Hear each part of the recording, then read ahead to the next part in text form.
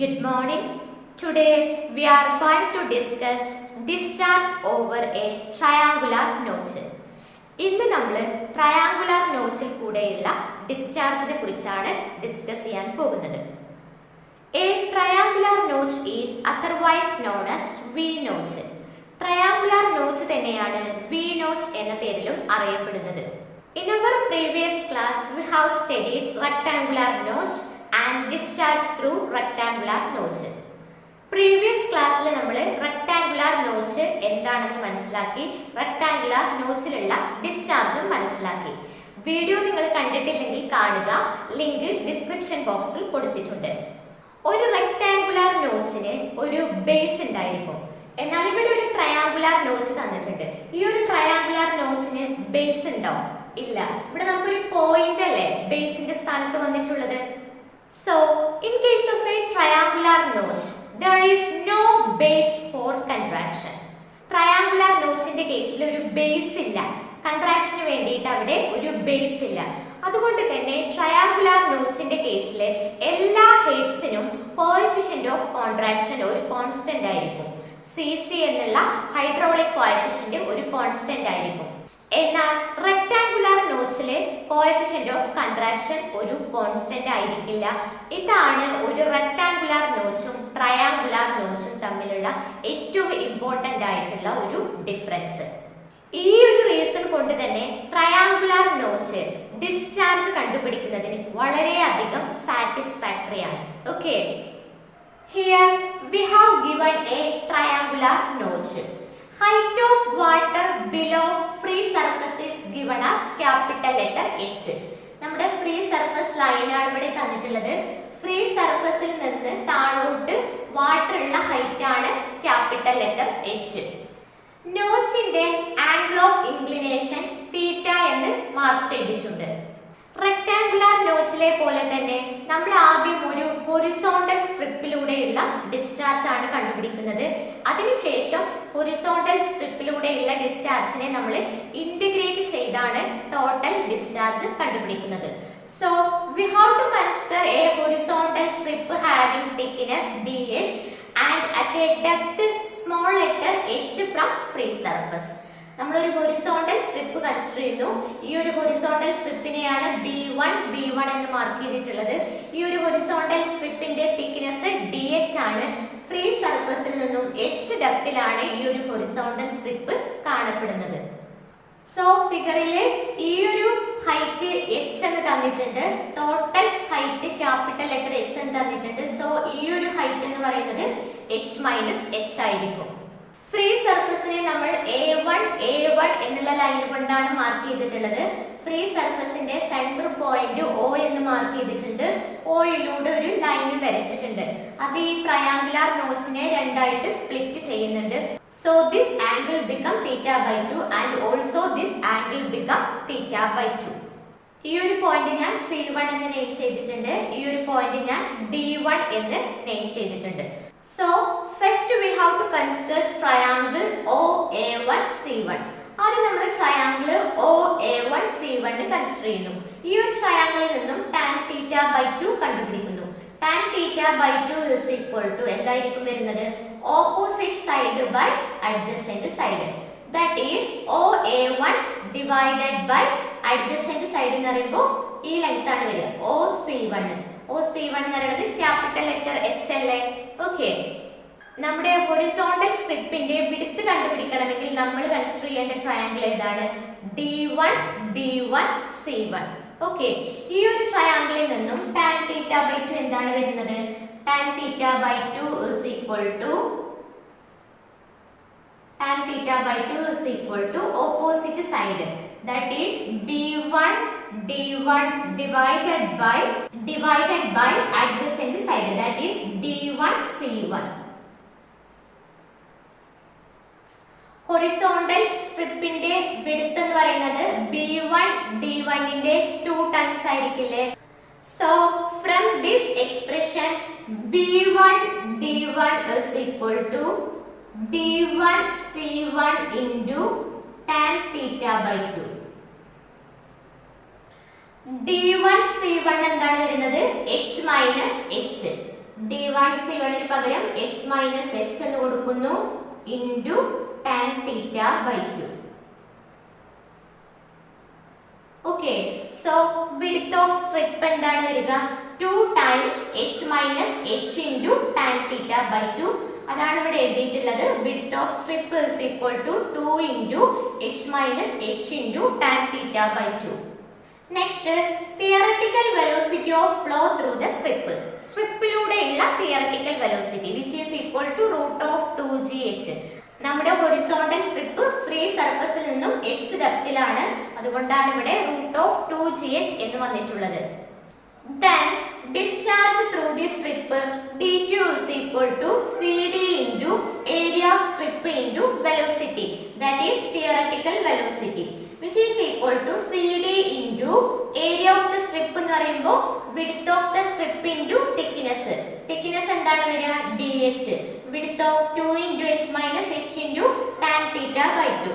So 2 into h minus h into tan theta by 2 into dh into theoretical velocity root of 2gh.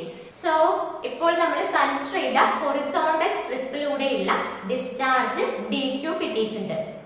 Total discharge over the whole notch is equal to integral 0 to h dq.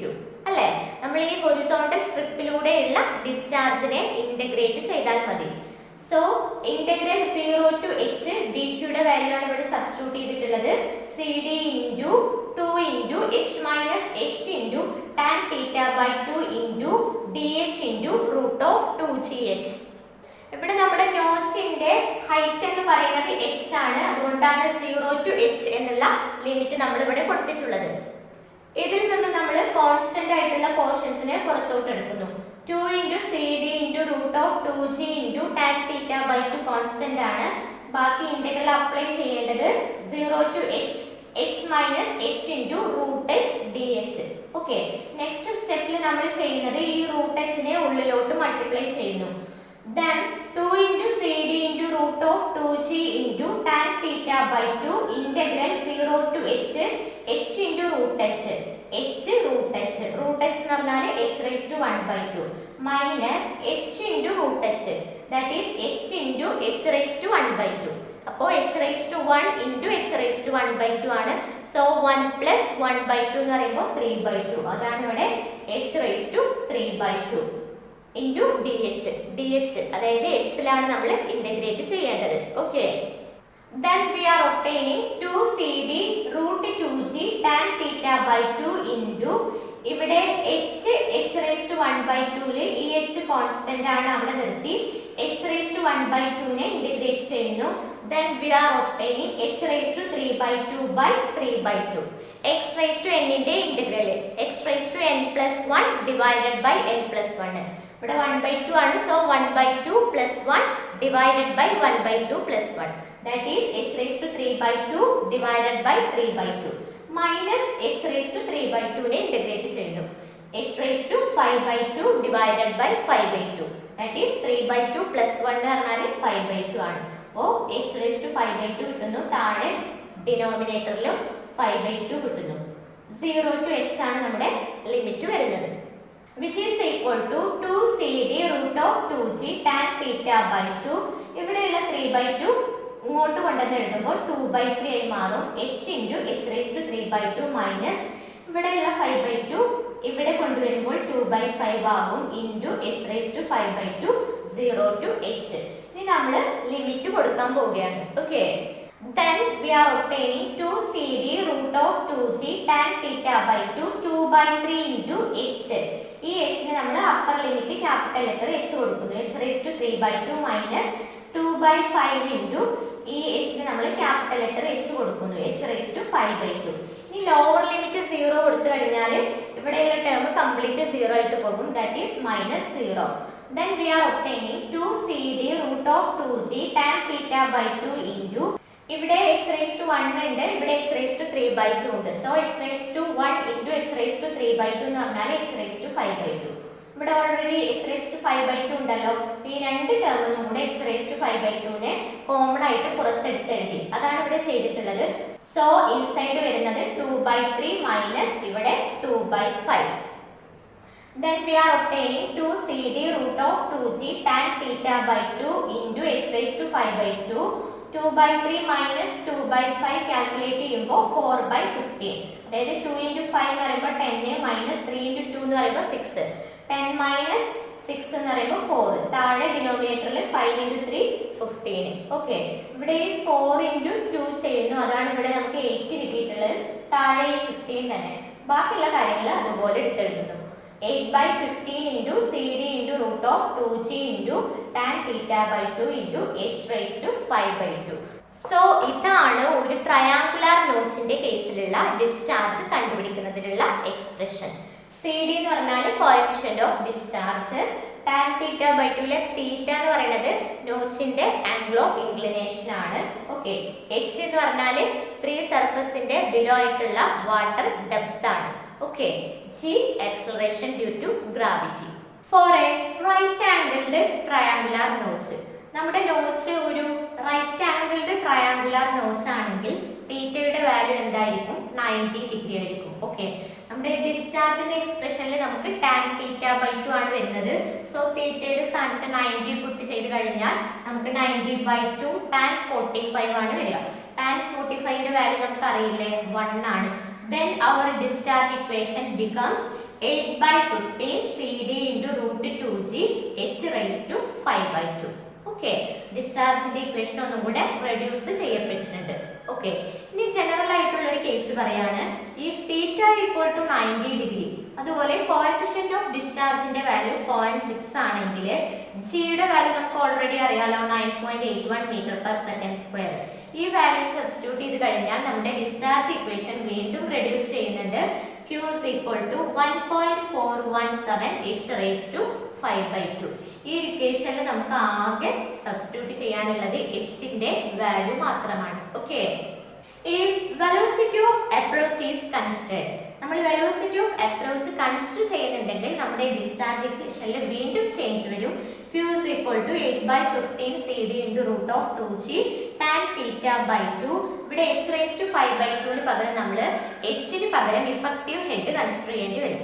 That is h plus ha raised to 5 by 2 എന്നാകും minus ha raised to 5 by 2. Velocity of അപ്രോച്ചിന്റെ ഒരു separate video ചെയ്തിട്ടുണ്ട്. Link description ബോക്സിൽ കൊടുത്തിട്ടുണ്ട്. Doubt ഉള്ളവർ അത് പോയി കാണുക. അപ്പോൾ ഈ ഒരു ഇക്വേഷനും കൂടെ ക്ലിയർ ആവും. So in our today's section we have discussed discharge over a triangular notch. Okay, thank you.